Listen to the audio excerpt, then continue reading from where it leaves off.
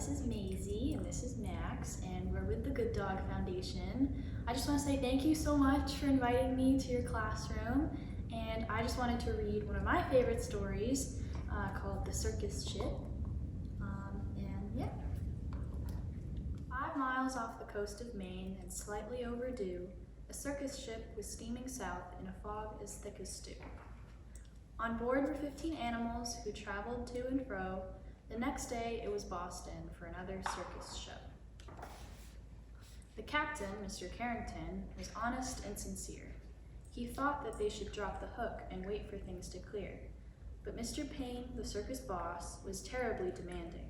He stomped up to the helm where Captain Carrington was standing and screamed, "Don't stop, keep going, I've got a show to do. Just get me down to Boston town tomorrow, sir, by 2. Then came a crash, an awful bash. Things flew into the air. The ship had smashed into a ledge that no one knew was there. The shattered ship began to tip, then sank without a sound.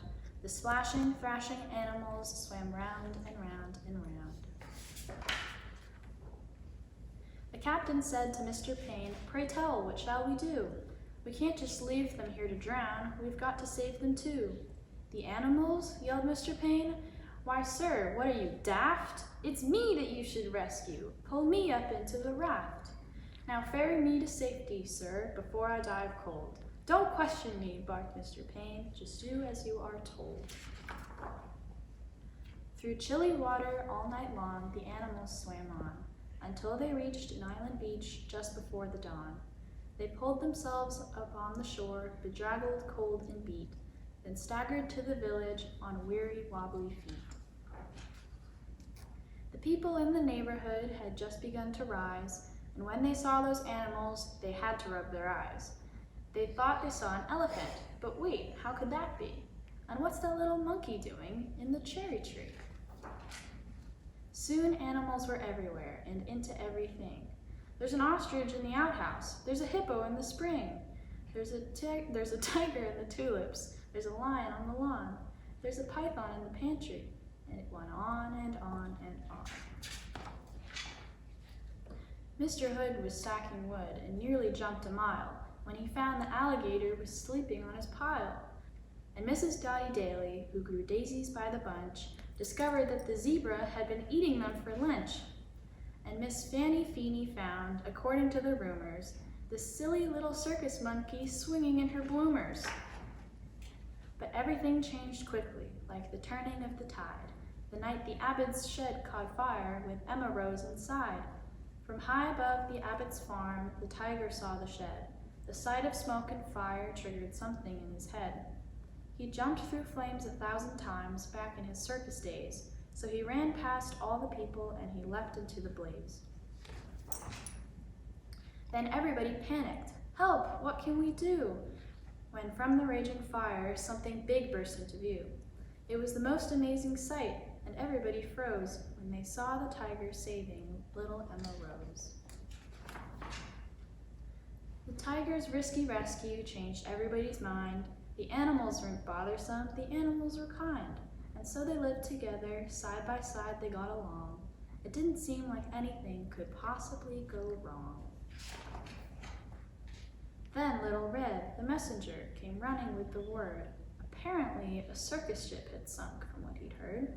"The animals are from that boat, they swam in from the bay. The greedy owner wants them back, he'll be here any day." So the people called a meeting, and they quickly hatched a plan. No animal that came ashore would sail off with that man. The next day, at the crack of dawn, a ship was at the pier, and up the lane marched Mr. Payne, whose voice was loud and clear. "I am the circus owner. My ship sank in the murk. I've come to find my animals and put them back to work." He hiked until he came into the center of the town.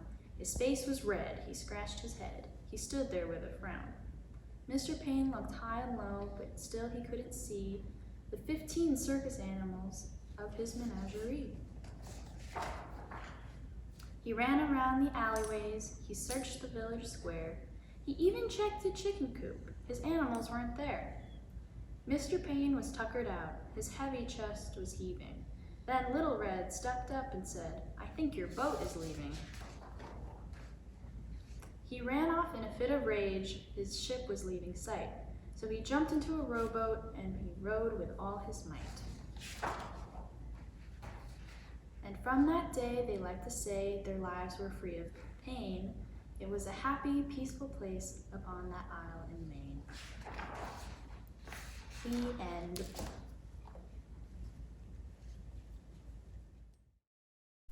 Thanks for watching. Be sure to hit like and subscribe to see and hear more fun stories.